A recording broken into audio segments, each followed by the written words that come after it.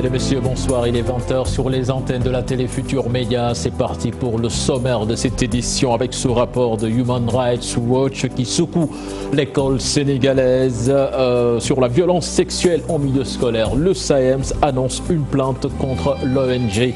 Moustapha Diakhaté, de son côté, soutient que ce document détruit l'autorité morale des enseignants. On en parle avec notre invitée Marie Sibi et les conseillères techniques genre au ministère de l'Éducation nationale. La situation improbable des élèves de 7B de Pikine, plus de 900 potaches sont toujours en vacances. L'établissement est inaccessible à cause des eaux usées. Halte à la vente de pain sur des charrettes et véhicules non appropriés. La Fédération nationale des boulangers du Sénégal dit stop. Amadou Gueye et compagnie demandent à l'État du Sénégal de mettre fin à ces pratiques. Et puis l'arène nationale, théâtre des assises de la lutte ce week-end. Une rencontre qui intervient dans un contexte où notre sport national est miné par le déficit de promoteurs, de sponsors, entre autres. On en parle également en fin d'édition. Voilà le sommaire de ce 20h. Dans quelques instants, le développement.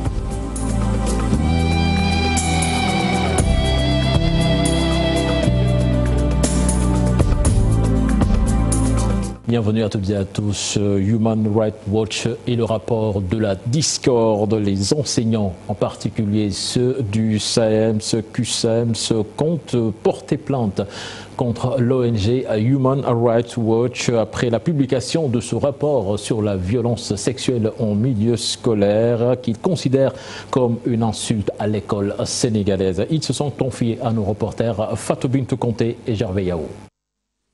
Le rapport de Human Rights Watch irrite les enseignants. Pointus du doigt pour abus sexuels en milieu scolaire, ces derniers, très remontés contre l'ONG, comptent porter plainte. C'est d'abord regrettable les propos qui sont tenus par cet organisme que je ne voudrais même pas nommer. Je crois que c'est une insulte à l'école publique, à l'école sénégalaise de façon générale. Si ça ne tient qu'à nous, parce que nous sommes dans une dynamique unitaire, nous allons porter plainte contre cet organisme-là. Pour ces enseignants, ce rapport est loin d'être sérieux, car ne reposant sur aucune base scientifique.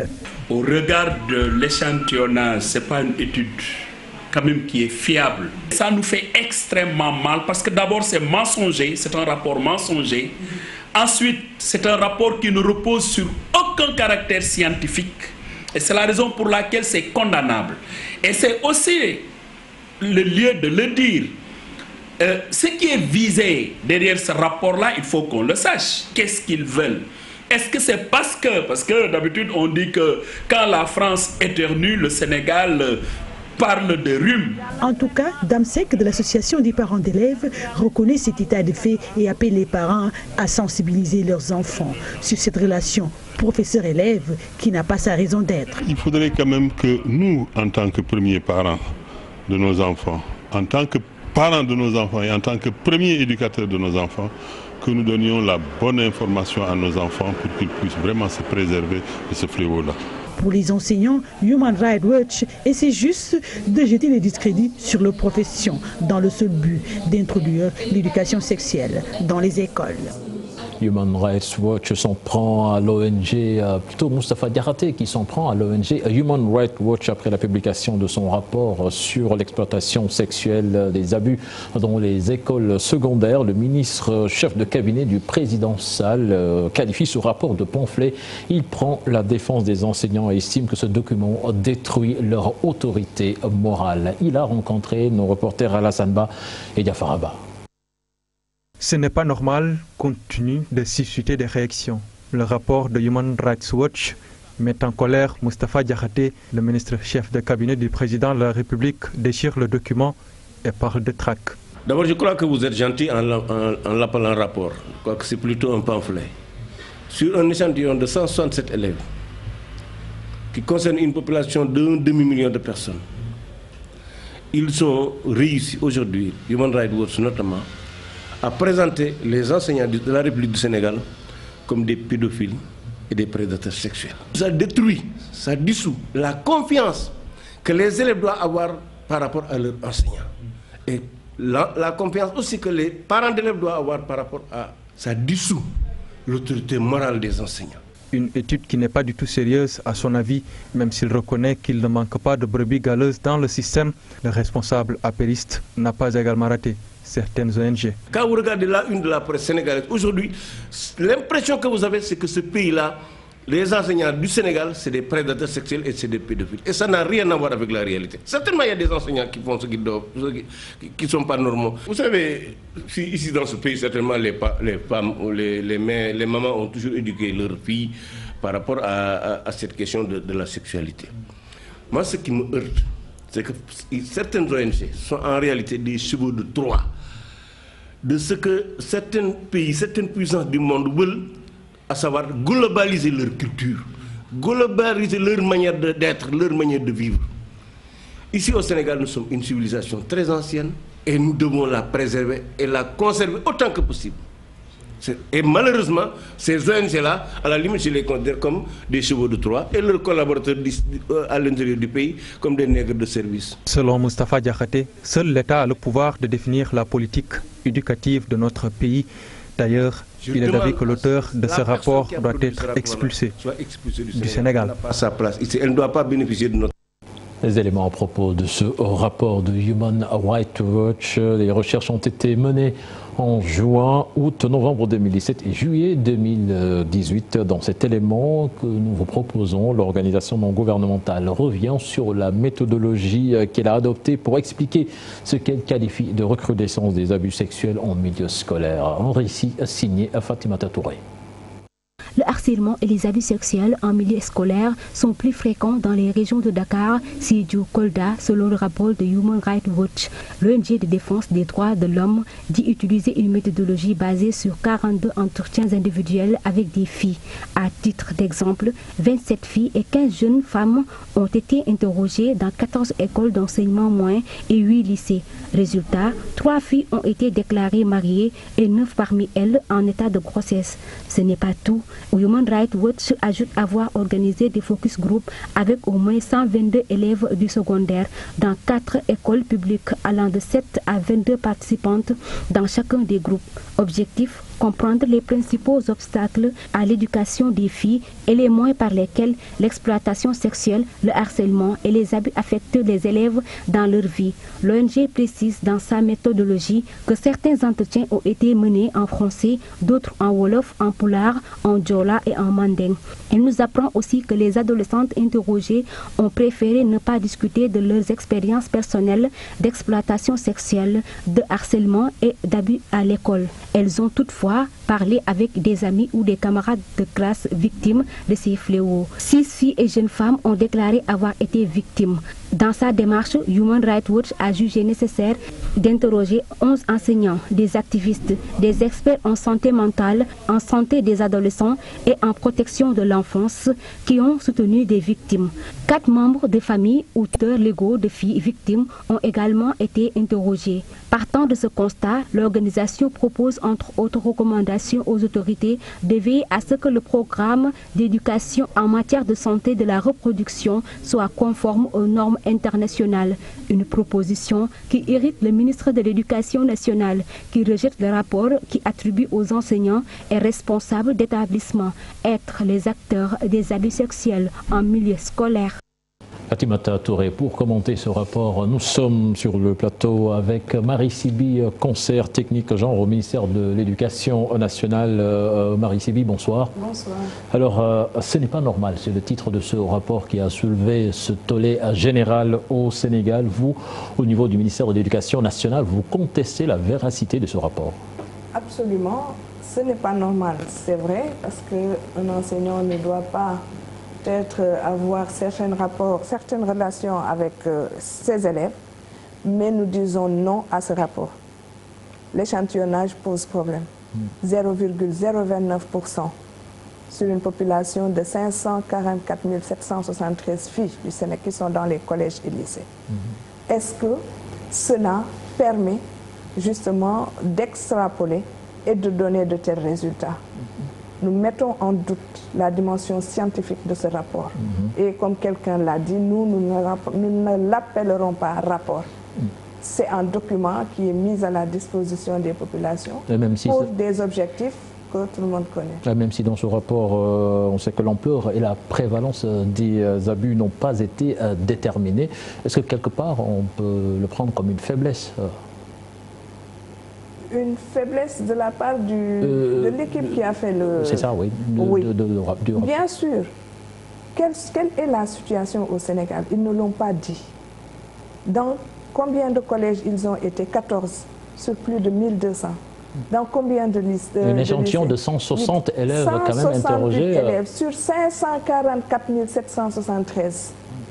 Et après avoir suivi le reportage, j'ai l'impression que même le ciblage était fait, ce n'était pas un ciblage aléatoire. Ils l'ont fait justement de façon très ciblée, excusez-moi le terme, la répétition. En tout cas, ils ont choisi les filles avec qui ils devaient parler. Et j'ai l'impression que, quelque part, c'était une étude orientée pour des résultats qu'ils attendaient, pensant pouvoir pousser le gouvernement du Sénégal à aller dans un certain sens, ce qui ne sera justement, pas le cas. Dans un certain sens, certainement vous sous-entendez cette histoire d'éducation sexuelle que l'organisation veut que l'on intègre dans les programmes scolaires, mais à quelle fin? Bon, eux disent peut-être aller dans le sens de protéger les filles. Mais les filles sont protégées dans le ministère de l'Éducation nationale. J'ai lu tout à l'heure la réaction de madame après le communiqué du ministère. Elle sait pertinemment qu'un dispositif opérationnel est mis en place au niveau du ministère de l'Éducation nationale. Et ce travail n'a pas commencé aujourd'hui.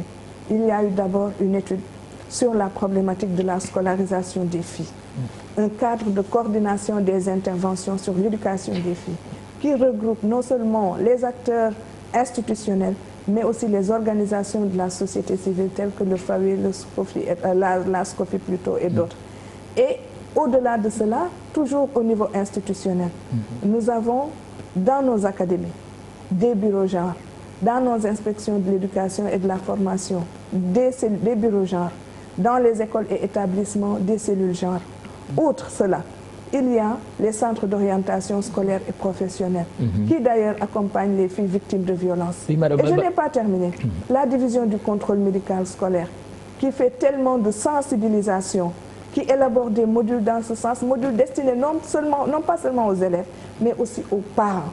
C'est dire que le dispositif est là, opérationnel, avec des résultats probants. Parce que nous avons aussi élaboré des guides à l'endroit des autres acteurs, notamment les enseignants, sur le harcèlement, sur les violences en milieu scolaire, et aussi de la sensibilisation. Et certaines organisations syndicales ont madame, que faites-vous de ce rapport? Parce que quand même, quand on ce rapport ne nous engage pas. Non, mais quand on interroge 160 personnes qui ont été victimes d'abus sexuels... Nous prendrons le soin. Mais c'est déjà quelque chose. Nous prendrons le soin, nous, si c'est possible, de rencontrer ces filles, d'échanger avec elles, de voir quelle a été la situation et quelle a été la suite donnée à ce qu'elles disent.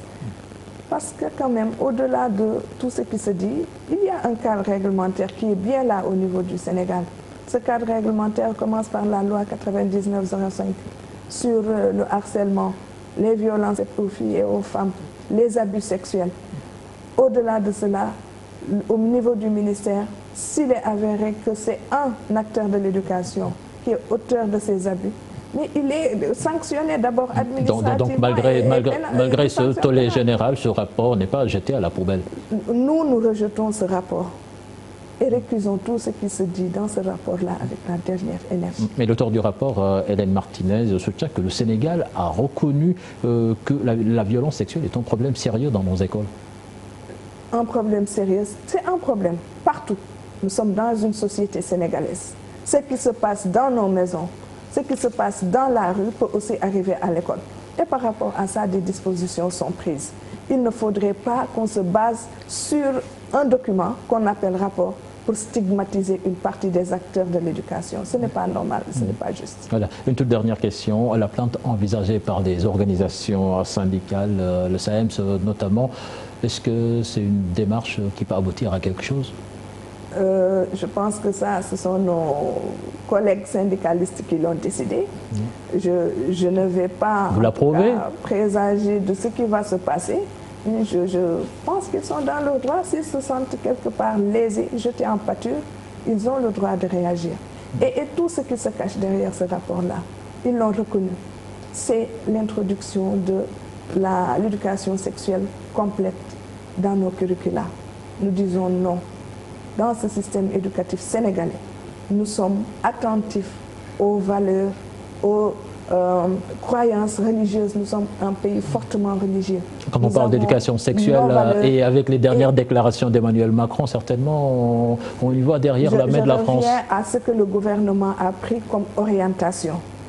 Les professeurs de sciences de la vie et de la terre, les professeurs d'économie familiale et sociale, déjà travaillent avec les filles, avec les garçons sur la santé de la reproduction pour leur permettre de bien apprécier leur évolution physiologique et de pouvoir se protéger par rapport à certains dangers. Outre maintenant le cadre mis en place par le ministère pour les protéger, filles comme garçons d'ailleurs. Et je rappelle que nous travaillons actuellement avec des partenaires sur la prise en charge des enfants victimes de violences, le signalement, la détection, le référencement.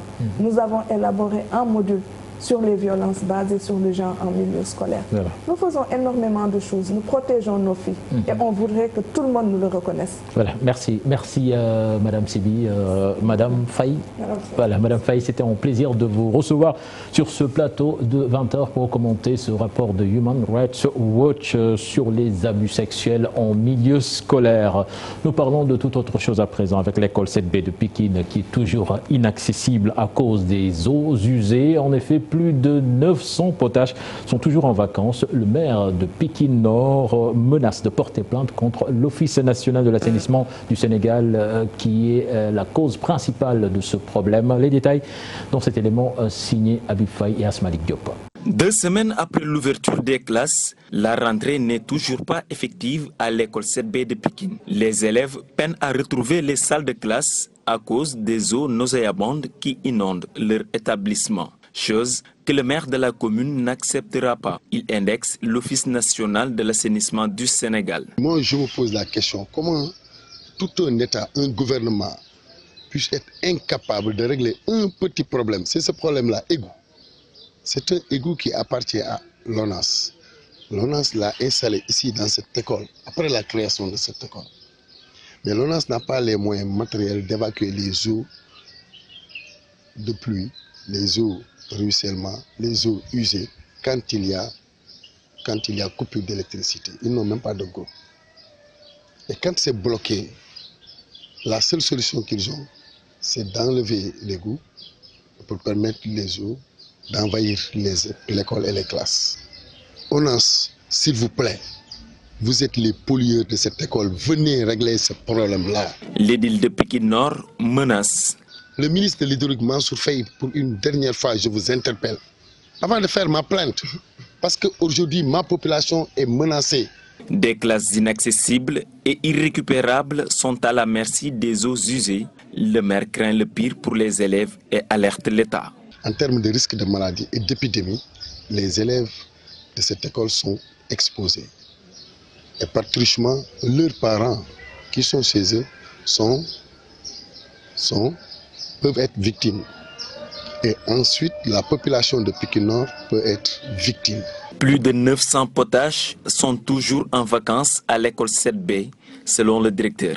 Ce dernier ne compte pas recevoir les élèves dans ces conditions si l'égout de l'ONAS n'est pas éliminé.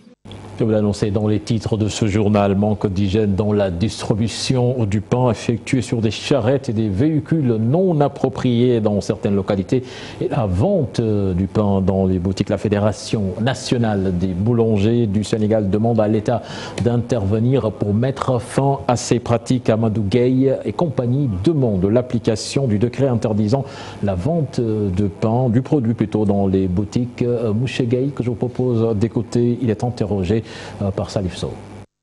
Parce qu'il faudrait quand même que nous changeons nous-mêmes, nous boulangers, notre comportement, mais aussi le consommateur puisse changer son comportement pour qu'on puisse ensemble fournir un pain de qualité.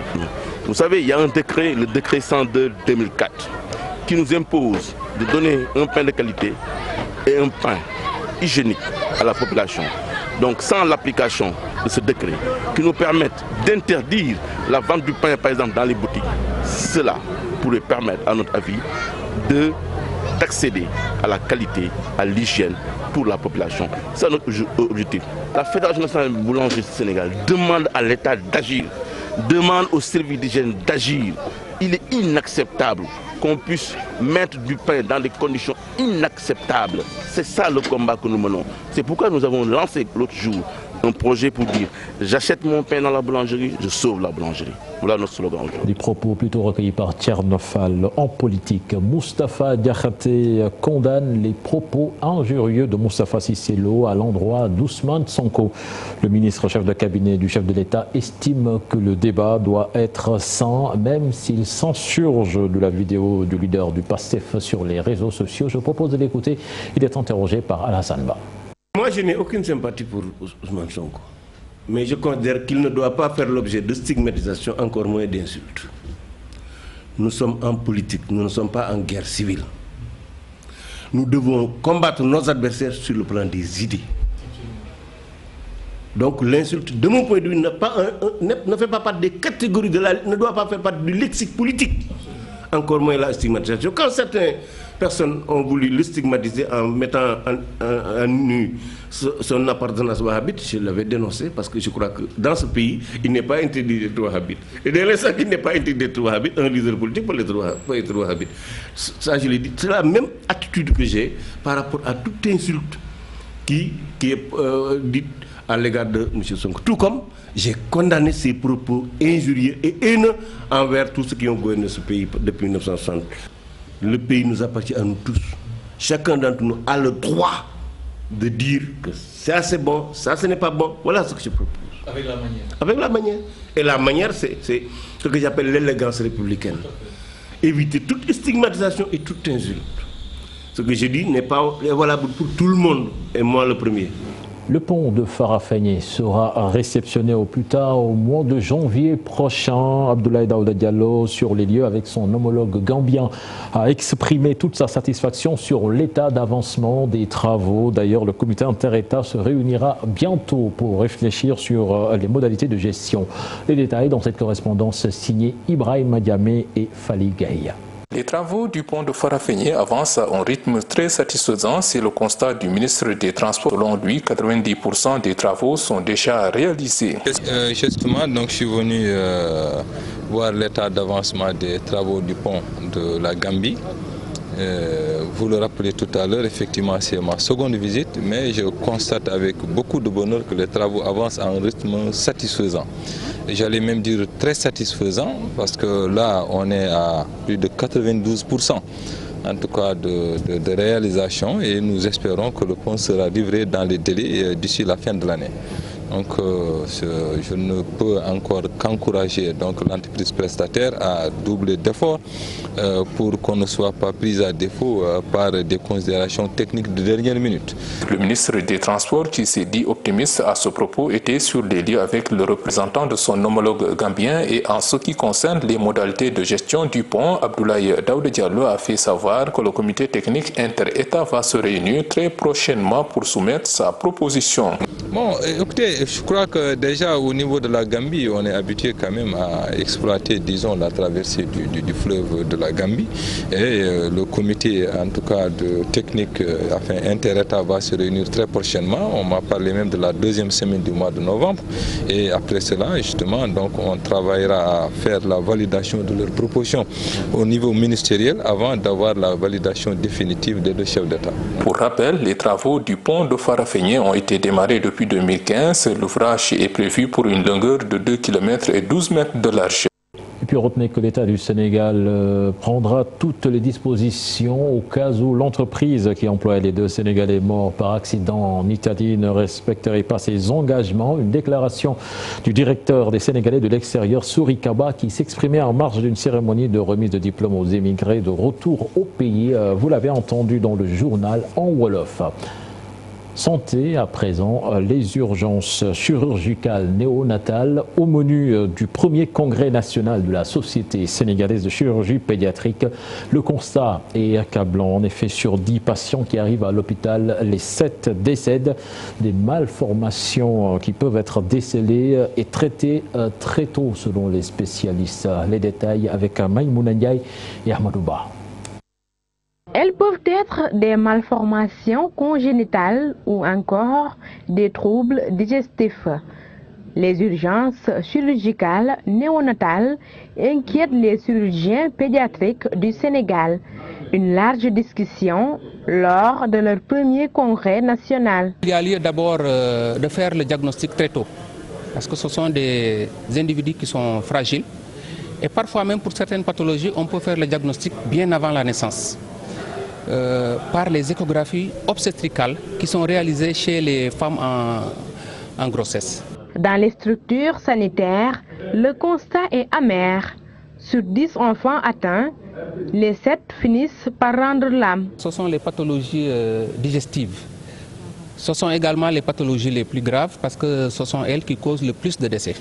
Quand on ne les diagnostique pas très tôt, les enfants deviennent déshydratés, ils deviennent dénutris et ils décèdent par la suite. Autre malformation qui mérite également une large réflexion, l'ambiguïté sexuelle. Les parents ne regardent pas souvent cette région qui est un peu tabou, mais je pense qu'il faut effectivement prendre le soin de regarder cette région parce que quand le diagnostic n'est pas fait tôt, ça devient problématique. Il faut obligatoirement regarder les organes génitaux externes à la naissance.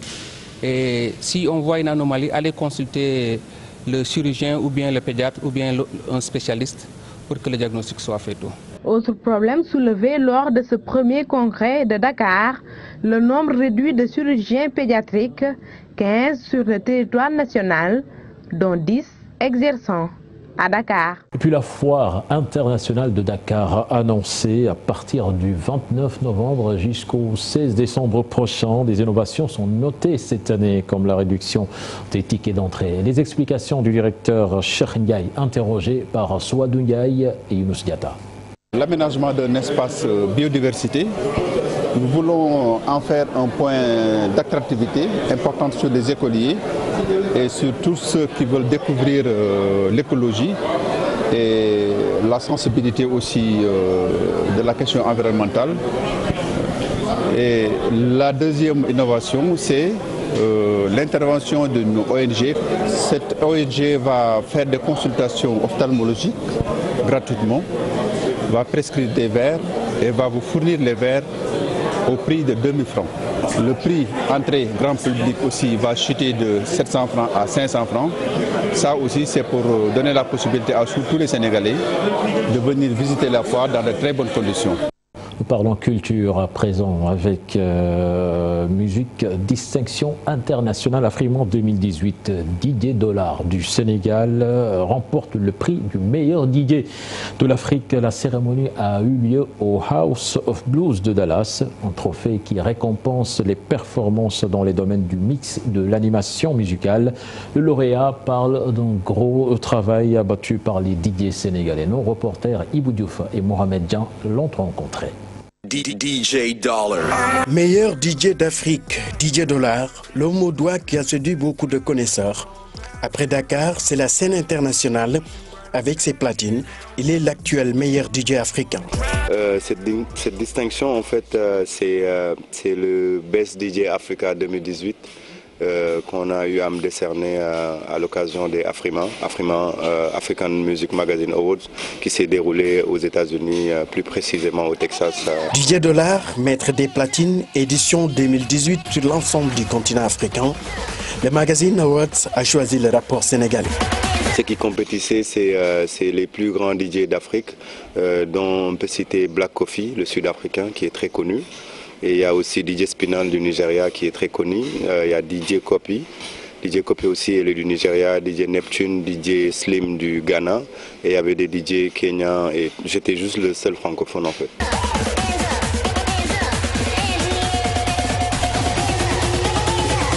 DJ, qui dit DJ dit un technicien en platine, qui dit DJ dit un bon animateur en club. Et ça, c'est un prix pour un peu honorer le travail. Les DJ, personnages clés dans la culture hip-hop. Au Sénégal, les jeunes commencent à avoir la main. Moi, je dis bien, au Sénégal, ça évolue bien. Résultat, on vient de décrocher notre premier trophée dans le milieu du DJing au Sénégal. Donc, je considère que ça évolue bien et il y a une génération qui suit derrière. Donc, franchement, machallah pour le DJing sénégalais. À Fremont 2018, DJ Dollar sur la scène, une consécration qui prend en compte tous les genres musicaux sur le continent. Viviane Chidid et Adiouza étaient nominés dans d'autres genres, mais au finish, DJ Dollar reste le porte-drapeau du Sénégal. DJ Dollar. Et puis le professeur Amadi Bokoum Honoré, le directeur de l'IFAN et du musée des civilisations noires, décoré de la médaille de la Légion d'honneur pour service rendu à la culture par l'ambassadeur de la France au Sénégal. Nos reporters Aïssatou Paye et Gervais Yao y étaient pour nous. Le professeur Amadi Bokoum, distingué et Légion d'honneur, une médaille dont il se dit fier. Et à cette occasion, il n'a pas manqué d'évoquer le musée des civilisations noires. Il parle même d'enjeux civilisationnels dans l'ère du temps. Nous sommes en train de penser un musée totalement mouvant. C'est-à-dire que nous n'allons pas faire des expositions dites permanentes. Nous sommes dans le mouvement, dans le renouvellement. Nous voulons être dans l'ère du temps, sans tomber dans le folklore bien sûr.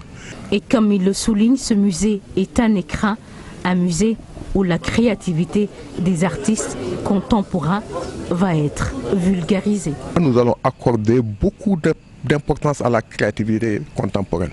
Voilà, donc nous ne voulons pas être un musée rétroviseur, nous voulons être un musée qui regarde devant. Nous voulons aussi que les jeunes Africains qui viennent dans ce musée-là en sortent fiers et non déprimés. Il faut qu'ils comprennent qu'ils n'ont pas toujours été les derniers de la classe. L'ambassadeur de France, lui, va parler d'éducation culturelle. Il faut pouvoir expliquer, mieux comprendre, raconter. Et je pense que ce musée aura aussi cette vocation-là. Et voilà, moi j'ai eu l'occasion de voir le musée sans les œuvres. C'est un espace véritablement monumental, très impressionnant. Et je pense que voilà, cette journée du 6 décembre fera date. Et Amadi Bokoum porte cet élan, cet espoir. Le 6 décembre 2018, ouverture du musée des civilisations noires.